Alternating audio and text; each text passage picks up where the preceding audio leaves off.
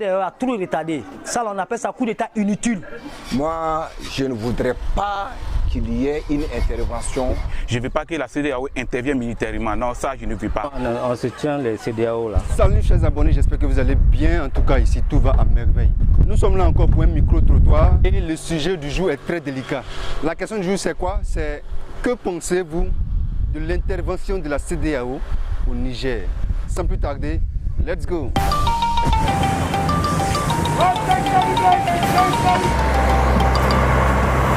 Pour moi, c'est négociation. C'est ces mêmes enfants de pays qui sont en palabre. Celui qui a fait le coup est nigérien. Celui qui était là, qui était voté, élu, qui est président, élu, il est nigérien. Donc là, il faut négocier. Ils ont négocié, c'est très bon parce que la vie de l'homme est très importante. Si les militaires sont partis, qu'ils ont fait une négociation avec eux, c'est bon. Mais si c'est parti que ça devient que les gens ont perdu leur vie, bon, vraiment, c'est pas trop ça. Je trouve que CEDEAO même là, il a trop retardé. Parce que c'est coup d'État, ça on appelle ça coup d'État inutile.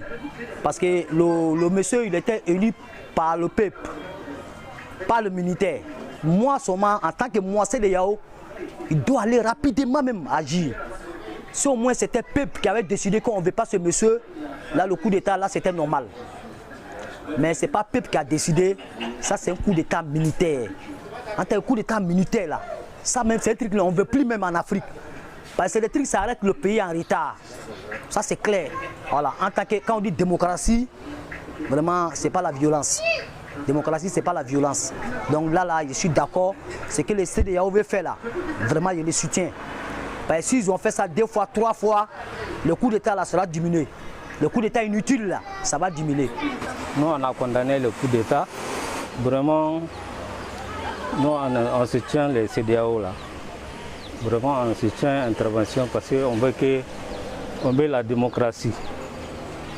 Le président Bazoum a été élu avec majorité.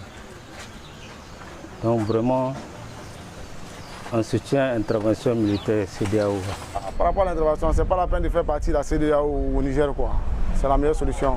Les frères de la CEDEAO doivent chercher à comprendre, au lieu de former, de faire partie de l'armée contre les éléments du Niger qui forment une bonne armée pour secourir encore les frères burkinabés par rapport aux djihadistes et les frères maliens par rapport aux djihadistes, y compris les mêmes éléments de Boko Haram qui sont au Nigeria. Je crois que ça va faire du bien aux pays frontaliers de la sous-région. Je crois que tous les pays sont les pays africains, jamais qu'un pays aime le mal pour l'autre. Et concernant par exemple la Côte d'Ivoire, non. Donc la Côte d'Ivoire aussi, bon, dans tous les cas ce sont des frères et jamais que ça va arriver. Mais peut-être c'est un acte qui a été fait politiquement. Voilà. Mais si on arrive à ce point, jamais qu'elle va arriver. Je ne veux pas que la CEDEAO intervienne militairement. Non, ça, je ne veux pas.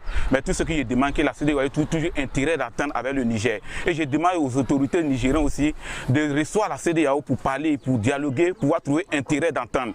Ils n'ont pas ouvert les frontières pour que nos parents qui ont les marchandises bloquées, qu'ils ne veulent pas livrer les marchandises. Parce on a des frères aussi, on doit livrer des frères aussi qui sont en voyage.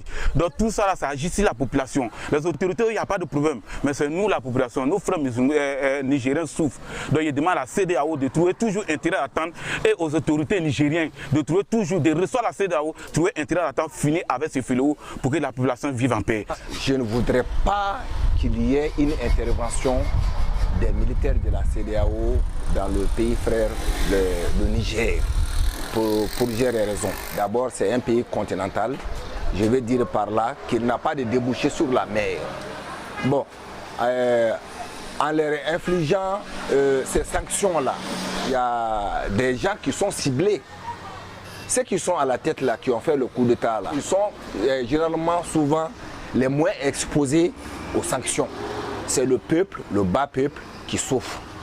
Quand tu regardes déjà, bon, avec tout le temps que le Niger a fait, sous l'emprise des djihadistes, Bon, quand tu regardes aussi naturellement, les pluies, bon, ça ne donne pas bien.